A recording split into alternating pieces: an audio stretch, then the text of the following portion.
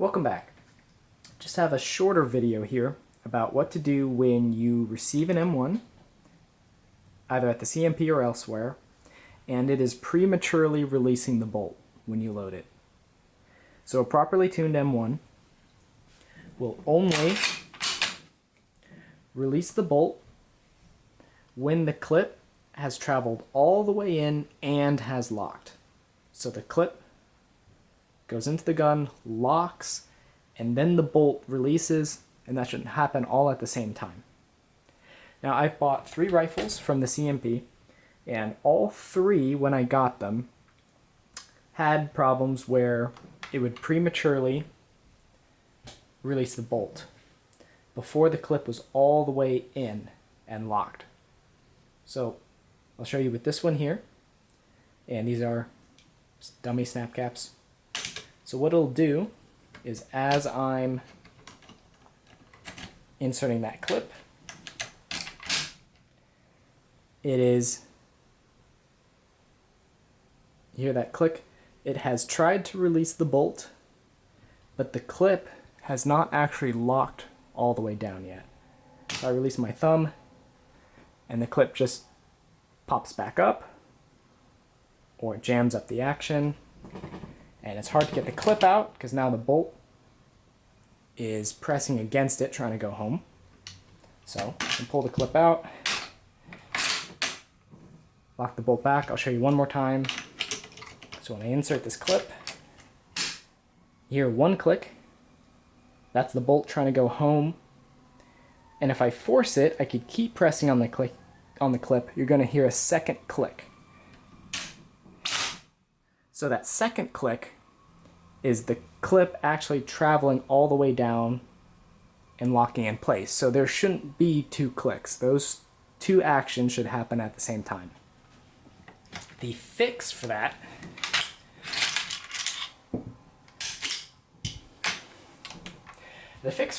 is you need to buy a new bullet guide. A fresh bullet guide fixes that problem 90% of the time. And that 10% where there's something else going on, it usually still helps.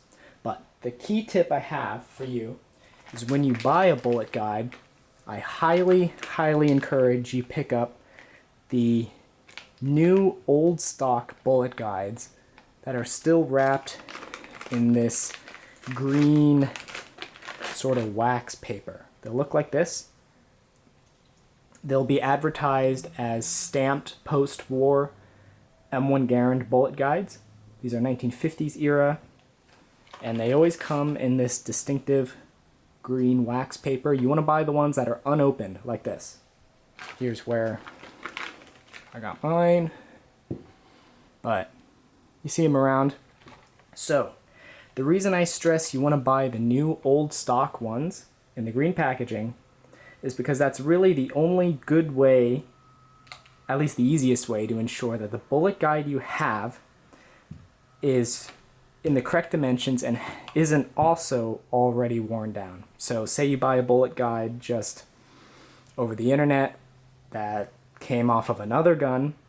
If you get it and it's just a bare metal bullet guide, there's no way to tell that you're not replacing the bullet guide in your gun with another bullet guide that is also out of spec or worn out or whatever. You buy the new old stock ones, they're unused, and you know for sure that they're good to go. I've heard colloquially over the forums that these post-war 50s bullet guides are built with the finger that sticks up just a few thousandths longer than as they were built during wartime, and that also helps take up the slop that may have developed elsewhere in the gun.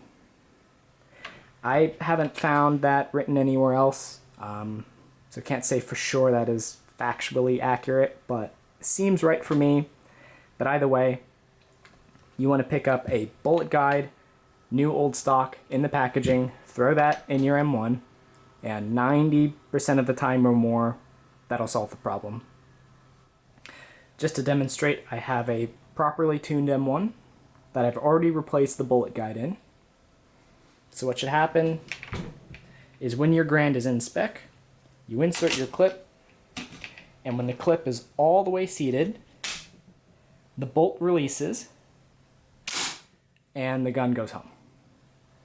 So the clip locking in the down position and the bolt going home happens at the same time. One click, not two clicks. That's all I got. Thanks for watching.